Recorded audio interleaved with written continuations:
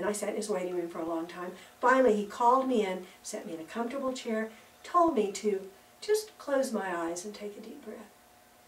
Then he started talking to me. He was telling me to relax. He was talking about cigarettes, and his voice was very soft and passive. He was telling me a story about a person who quit and one who didn't, and I relaxed and listened, feeling a little impatient, wanting to get on with the hypnotizing. After what I felt like had been about 10 or 15 minutes, he said, "I'm going to count to 3, and on the count of 3, you'll be wide awake, feeling great because you're a non-smoker." I'm thinking, wait a minute. We didn't even do the hypnosis yet. I knew I hadn't been hypnotized because I'd heard everything he said. He said, 1, 2, 3, congratulations, you're a non-smoker. I'm thinking, has this man lost his mind? I immediately began to argue with him. I wasn't hypnotized, it didn't work, I heard everything you said, I didn't know we got started. This was really important to me. Can we do it again? "Oh, no," he said. "It worked great. You did fine. How does it feel to be a non-smoker?" Well, it felt the same as when I was a smoker, and I knew why. This man was a quack. He had just taken me for $75, and at that time, in August of '84, I could have bought cigarettes for 2 months, 2.5 months. Then I thought, no, this man is a respected doctor. He was recommended because of his success, and maybe somehow it was my fault that it didn't work.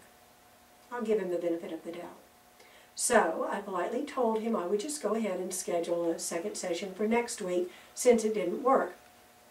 I was willing to pay another $75 to quit without the withdrawal and side effects.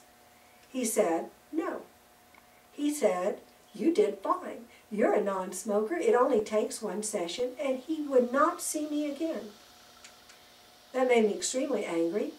I cursed him under my breath on the way to the car. I cursed him and called him a quack when I got to work. I was still cursing that man 3 days later when it dawned on me.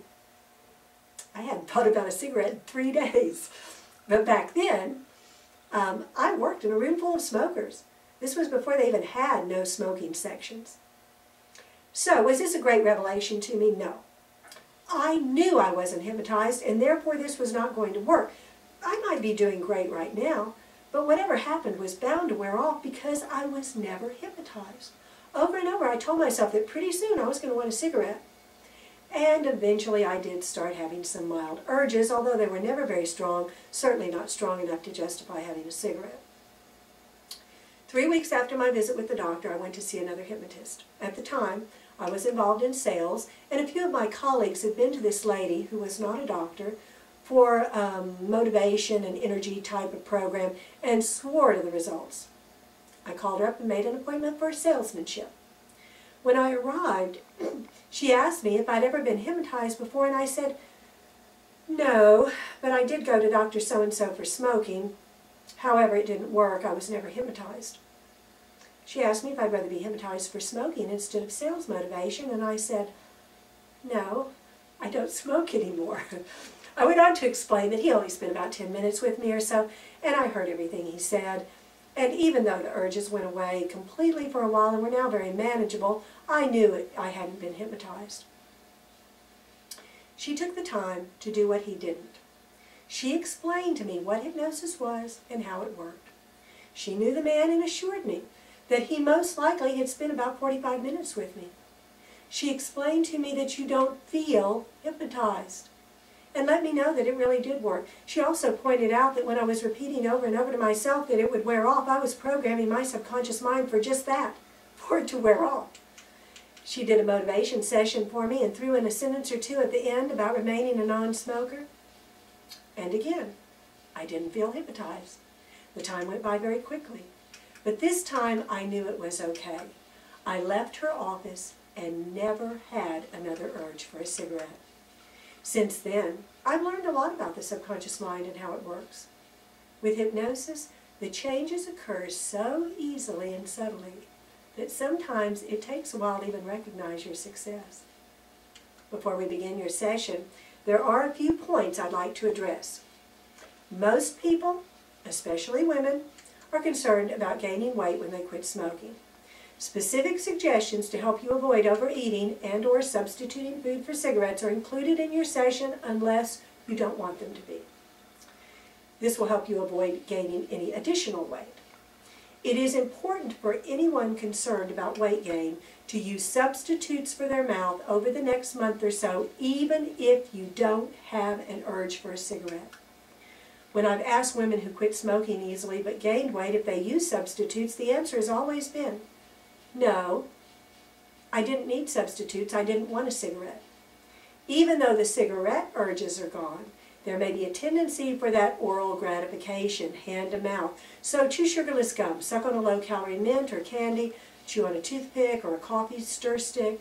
Give your mouth something to do, and it will keep you from mindlessly consuming those extra calories. If you have extra weight you want to lose, hypnosis can help, but it's best to work on one thing at a time. I suggest that clients wait 2 to 4 weeks before beginning sessions for weight loss after the Stop Smoking session. You'll want to use your smoking recording for the next 21 days, and when you begin a weight loss program, you'll then need to use that recording regularly. If there is a need for substitutes, it will gradually disappear over a few weeks' time. Even if you're not concerned with weight gain, you can still use substitutes to help with any lingering urges.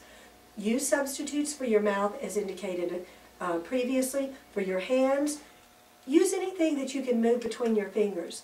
A small stone, a string of beads, a pencil, or a pen. Now, what if you live with smokers? This is usually not a problem. It usually creates no urges, although the smell and smoke may become unpleasant to you. It's great if your success could prompt others in your household or workplace to also quit, but in the meantime, perhaps an agreement could be reached for the smokers to confine their activity to outdoors or a certain room. And for yourself, throw out the cigarettes, lighters, any other smoking paraphernalia. You'll be more likely to resist the urge, should it occur, and succeed if you don't have tobacco right under your nose. Commit to never again justifying just one cigarette. Decide now on alternatives, what you can do instead of having a cigarette. Take a walk. Get busy doing something else. Fix something. Listen to your recording. Know that the urge will pass quickly. Don't give in. They'll be gone soon. We know nicotine is a drug, and drug rehab programs stress giving up all drugs. Drugs that alter your thinking, like alcohol and marijuana, may cause you to justify that just one cigarette. Alcohol and other drugs may trigger a desire for tobacco, so for the next 3 to 4 weeks, you may find it helpful to abstain from alcohol and other drugs while you concentrate on becoming a non-smoker for good. This should be your priority right now. And in order for this program to work the best and easiest for you, use your recording for at least 3 weeks, 21 days, every night when you go to bed, and if you need a little extra help, at least once during your waking hours as self-hypnosis. Be committed to working with this for the next week, resisting the urge to smoke or dip should it arise. Use substitutes for your mouth and your hands. Throw out your cigarettes and tobacco. Encourage others to smoke away from you. Use any key words or triggers that I gave you during your session over and over. Practice visualization and thought monitoring. See yourself in many situations as a non-smoker or tobacco-free. Watch your thoughts and purposely change negative defeating thoughts to positive empowering thoughts.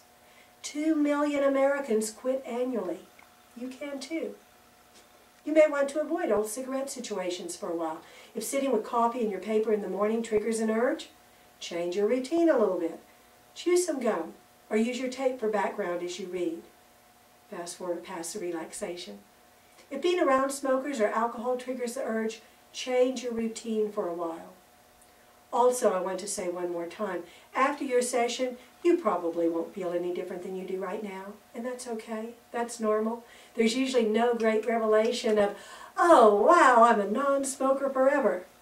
But hypnosis does work. It has been proven over and over. I've seen thousands of people who have quit with the help of hypnosis, and it can work for you. I hope you're part of that 50% that are just like magic. You may wait for an urge that never comes. You may have some little urges that will be gone within a week. Even if you are one of the ones that needs a reinforcement session or two, it can work and it can be easier than it's ever been before. Well, this concludes the explanation of the smoking program. This short video is dedicated to my departed father, who smoked for 50 years and died of emphysema in 2001. He had been tobacco-free many years at the time of his death, and he gave me the determination to quit. I thought, you know, if he can quit, anybody can. Unfortunately, his lungs were already quite diseased when he quit, and as he aged, they became worse. During his dying process, he told me so many times, I never would have put a cigarette in my mouth if I knew then what I know now. He was a fine man without any physical or mental problems at the time of his death, other than that he just couldn't breathe any longer because of cigarettes. Prior to your session, it's a good idea to use the facilities because you probably won't have the opportunity again for about an hour or so once your session begins. If you need a hearing aid to hear clearly when your eyes are closed, make sure to have it with you for your session. And if you wear the type of contacts which need to be removed before sleep, you'll want to remove those also before your session. I'm Ann King, and I hope the tips on this video will aid you in your journey to freedom. Remember, 2 million Americans quit smoking every year. I'm sure you know some of them. If others can do it, you can too. Feel free to contact me. I'm always happy to talk to you in person or via email.